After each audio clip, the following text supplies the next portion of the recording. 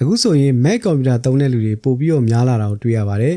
တချို့ကလည်း Windows ကနေပြီးတော့မှ Mac ကိုပြောင်းသုံးလာကြတာဖြစ်ပါတယ်အဲ့လိုမျိုးပြောင်းသုံးလာကြတဲ့အခါမှာအရင်ဆုံးကြုံတွေ့ရတဲ့အခက်အခဲကတော့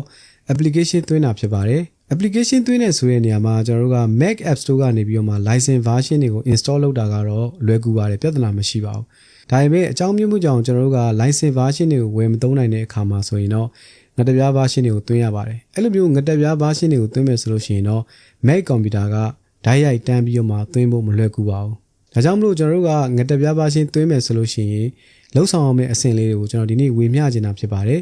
အခုလိုမျိုးပြောတယ်ဆိုတာကဒီငှက်တပြား version တွေကိုသုံးဖို့ကျွန်တော်အားပေးတာတိုက်တွန်းတာမဟုတ်ပါဘူးဖြစ်နိုင်မယ်ဆိုရင်ကျွန်တော် license version တွေကိုပဲဝယ်သုံးဖို့ကျွန်တော်တိုက်တွန်းနေပါတယ်ဒါဆိုရင်ကျွန်တော်ကွန်ပျူတာမှာဘယ်လိုပြင်ဆင်ရမလဲဆိုတာကိုဆက်ပြီးတော့ကြည့်လိုက်ရအောင်အဲ့တော့အရင်ဆုံးကျွန်တော်တို့ရဲ့ system မှာသွားပြီးတော့မှစစ်ဆေးပါမယ်အဲ့တော့ system setting တွေကိုသွားပါမယ် system setting တွေကိုရောက်ပြီဆိုလို့ရှိရင်တော့ကျွန်တော် privacy and security ကိုသွားပါမယ် privacy and security မှာဒီအောက်ကိုကျွန်တော် scroll လေးဆွဲသွားပါမယ် scroll ဆွဲသွားတဲ့အခါကျလို့ရှိရင်ဒီမှာ App Store နဲ့ App Store and Identify Developer ဆိုတာရှိပါတယ်အဲ့တော့ security ရဲ့အောက်မှာဒီနှစ်ခုပဲရှိနေသေးရဆိုရင်ကျွန်တော်တို့ကသူ့ရဲ့ security ကိုကျွန်တော်ငှက်တပြား version တွေကိုသွင်းဖို့အတွက်ကျွန်တော်ဖွင့်ပေးရမှာဖြစ်ပါတယ်အဲ့ဒီအတွက်ကျွန်တော်ဆက်ပြီးတော့လှုပ်ဆောင်မှာဖြစ်ပါတယ်အကယ်၍ကိုယ်ကွန်ပျူတာမှာစစ်လိုက်လို့ဒီအောက်မှာ anywhere ဆိုတဲ့ tab လေး option လေးတစ်ခုရှိနေရဆိုရင်တော့ဒီအဆင့်ကိုလှုပ်ရှားမလို့တော့ပါဘူးတန်းပြီးတော့မှသွင်းလို့ရသွားပါပြီဟုတ်ပြီဒါဆိုလို့ရှိရင်ကျွန်တော်ဒါလေးကိုတစ်ချက် minimize လုပ်လိုက်မယ်ပြီးရင်ကျွန်တော်ဒီ search box ကနေပြီးတော့မှ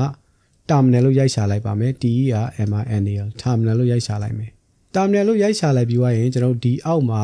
ဒီနောက်မှာသူ့ရဲ့နောက်မှာကာစာလေးကြာနေတဲ့နေရာမှာကျွန်တော်အခုရိုက်မဲ့စာသားလေးကိုထည့်ပေးလိုက်ပါဒါလေးကတော့ sudo space spctl space dash dash master dash disable ဖြစ်ပါတယ်ပြီးပြီဆိုရင်တော့ကျွန်တော် enter ခေါက်လိုက်ပါမယ်ဒါဆိုရင် password လေးကြာလာပြီဒီ password နေရာမှာကျွန်တော်တို့ computer ကိုဝင်တဲ့ administrator password ကိုရိုက်ထည့်ပေးရမှာဖြစ်ပါတယ်အဲ့လိုမျိုး password ရိုက်တဲ့နေရာမှာ password ကပေါ်မှာမဟုတ်ပါဘူးဒါပေမဲ့ကျွန်တော်မှန်အောင်ရိုက်ပြီး enter ခေါက်လိုက်ပါအခုဆိုရင်ကျွန်တော်တို့ရသွားပါပြီဒါဆိုရင်ကျွန်တော်ဒီ terminal လေးကိုပိတ်လိုက်လို့ရပြီပြီးရင်တော့ကျွန်တော် system and setting ကိုတစ်ချက်သွားကြည့်လိုက်မယ်ပြီးရင်ကျွန်တော် privacy and security တွေကိုသွားလိုက်ပါမယ်ပြီးရင်တော့ကျွန်တော် scroll လေးဆွဲလိုက်ပါမယ် anywhere ဆိုတဲ့ option လေးတစ်ခုပေါ်လာတာကိုတွေ့ရပါတယ်အခုလိုမျိုးပေါ်လာပြီဆိုလို့ရှိရင်တော့ကျွန်တော်တို့ရဲ့ Mac မှာငှက်တပြား version တွေကိုသွင်းလို့ရပြီဖြစ်ပါတယ်